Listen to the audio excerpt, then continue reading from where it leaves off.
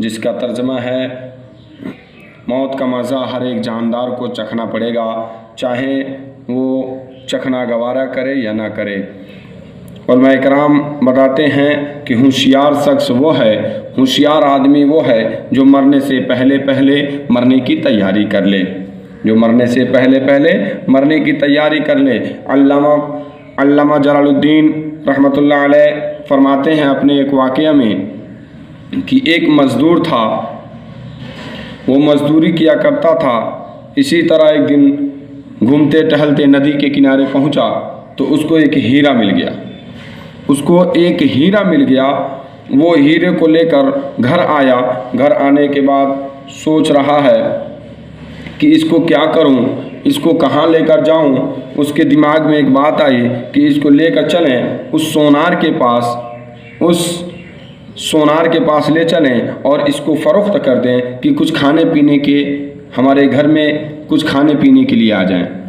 वो आदमी जाता है, वो मज़दूर जाता है और उस सोनार के पास लेकर जाता है। सोनार से कहता है कि आप ये हीरे को ले लीजिए, आप ये इस चीज़ को ले लीजिए और इसका जो दाम है, हमको रकम है, वो हमको दे दीजिए। सोनार जब देखता है उस हीरे को तो हीरे को देखने के बाद दंग हो जाता है, परेशान हो जाता है कि आखिर ये आदमी हीरा लाया कहाँ से, यह आदमी आखिर हीरा लाया कहाँ से। वो आदमी सोनार आदमी को देख रहा है, आदमी सोनार को देख रहा है, सोनार मज़दूर को देख रहा है, मज़दूर सोनार को देख रहा है। इसी तरह चलते चलते जब सोनार ईमानदारी के बात कही कि ऐ मज़दूर आदमी, आप ये लेकर जाओ, मैं ये इसकी कीमत और इसकी रकम अपनी पूरी दुकान को फ़रोख्त कर दूं और इसकी रकम अदा करूं तो भी इसकी आधा रकम अदा नहीं कर पाऊंगा। इसको मैं, तो वो आदमी घबरा जाता है, वो मज़दूर घबरा जाता है। अब इसको लेकर जाऊं तो कहाँ लेकर जाऊं। वो आदमी पूछता है कि ये बताइए ये कहाँ फ़रोख्त होगा, इसकी रकम हमको कहाँ मिलेगी। वो जाते हैं, वो आदमी का, वो सोनार कहता है कि इसको जो इस वक्त का राजा है उसके पास लेकर जाइए। हो सकता है वो राजा जो बादशाह है, इस वक्त का जो बादशाह है, उसकी रकम वही दे सकता है, बाकी कोई सोनार या कोई दुकान वाला नहीं दे सकता।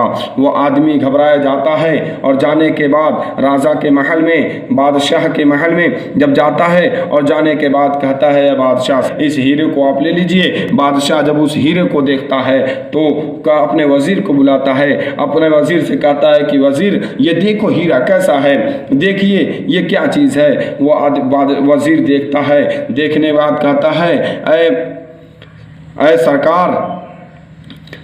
सरकार ये इस हीरे को लेने के लिए मैं अपनी पूरे राज और पाट को फ़रोख्त कर दूं, मैं अपने किले को पूरा बेच दिया जाए, आपकी कुर्सी को फ़रोख्त कर दिया जाए, उसके बाद कहीं इस हीरे की कीमत अदा करनी पड़ेगी, उसके बाद इस हीरे की कीमत अदा होगी, उसका कोई उससे कम हो ही नहीं सकता। जब ये आदमी सुनता है, ये मज़दूर सुनता है तो घबरा जाता है, लगता है कि यहाँ से भी हमको लौट कर जाना पड़ेगा।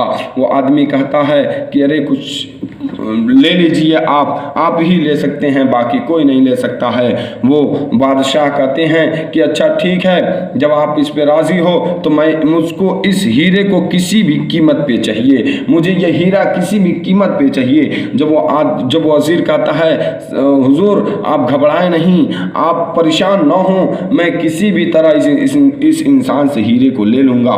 वो आदमी का, तो वो उस वज़ीर ने अपने रूम में बुलाया और समझाया बुझाया, कहा कि मैं तुमको एक दिन का जिम्मेदार ठहराता हूँ, एक दिन का जिम्मेदार तुमको इस किले की, इस राज और पाट की, जो बादशाह की ज़मीन और जायदाद है, इसकी तुमको एक दिन का राजा बनाता हूँ। तुमको जो चाहिए वो उठाकर अपने घर लेकर चले जाना। जाओ घर और कल सुबह सूरज निकलने के बाद आना, और सूरज निकलने से लेकर सूरज गुरूब तक, यानी सूरज डूबने तक हमारे किले में रहना, यहाँ पे रहना, और जो मर्जी आए लेकर चला जाना। वो आदमी अपने घर को जाता है और जाने के बाद परेशान हो जाता है कि हीरे की कीमत इतनी बड़ी है कि वो सोनार से बड़ा दुकान भी नहीं दे सकता, ये राजा भी देने के लिए कायल नहीं था, राजा भी नहीं दे सकता, लेकिन फिर भी मजबूरी है, क्या करें। राजा के सामने हीरे को रख कर चला आया है।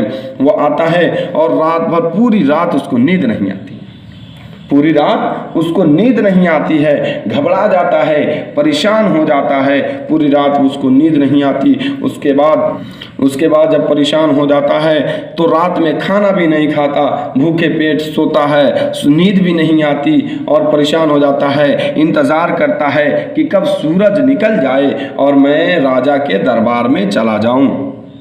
यह आदमी सोचता है कि कब सूरज निकल जाए, मैं राजा के दरबार में चला जाऊं। करते करते वो वक्त आ गया कि सूरज निकलने का वक्त आ गया, सुबह हो गई। वो अपने घर से निकलता है और राजा के दरबार में जाता है, कोई रोकने वाला नहीं। बादशाह के किले के अंदर घुस जाता है और जाने के बाद उसको एक बड़ा सा रूम दिखाई देता है, एक बड़ा सा रूम दिखाई देता है। जब उस रूम में जाता है तो जाने के बाद देखता है क्या कि इसमें तरह तरह के कपड़े हैं, तरह तरह के अच्छे अच्छे कपड़े हैं। वो कपड़े को पहनना शुरू कर देता है, कहता है अभी तो सुबह है, मैं इस कपड़े को जल्दी से पहन लूँ, जो हमको पसंद आएगी वो लेकर चले जाएंगे।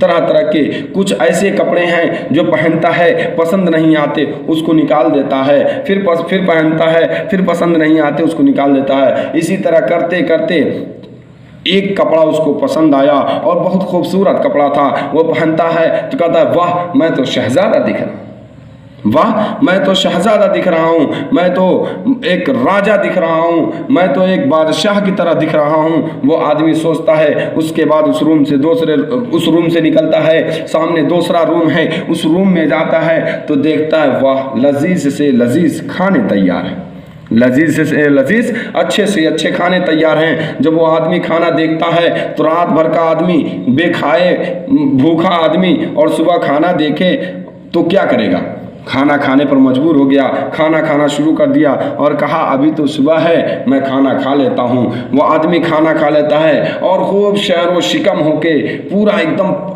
यानी अपने भूख को मिटा लिया और खाना खा लिया।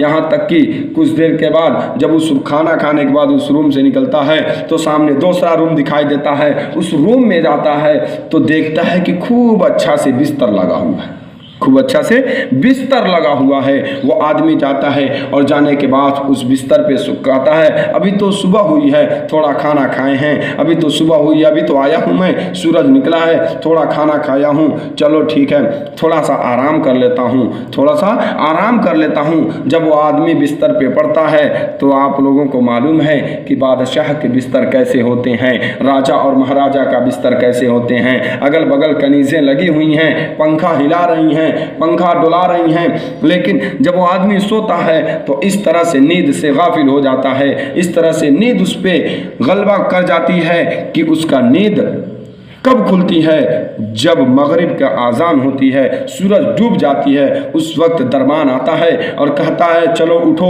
तुरंत निकलो यहाँ से, तुरंत निकलो यहाँ से, तुम्हारा काम खत्म हो गया।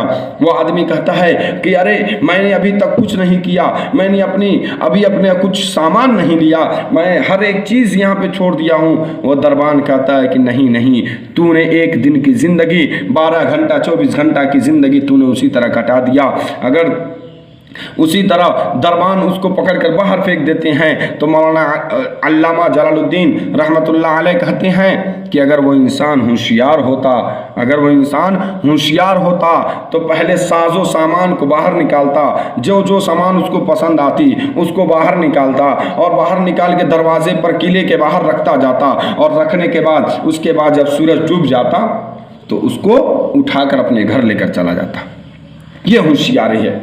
हुजूर अल्लामा जलालुद्दीन रहमतुल्लाह अलैह कहते हैं कि होशियार इंसान वो होता कि अपने ज़िंदगी से अपनी 24 घंटे 12 घंटे की ज़िंदगी जो उसको मिली थी उस ज़िंदगी में चाहता तो बादशाह के किले से हर एक चीज़ जो साजो सामान उसको पसंद आते उसको निकालता और अपने किले के दरवाजे के बाहर रखता। उसके बाद जब सूरज डूब जाता बाहर आता और साजो सामान को किसी चीज़ पे लदवा के अपने घर लेकर चला जाता।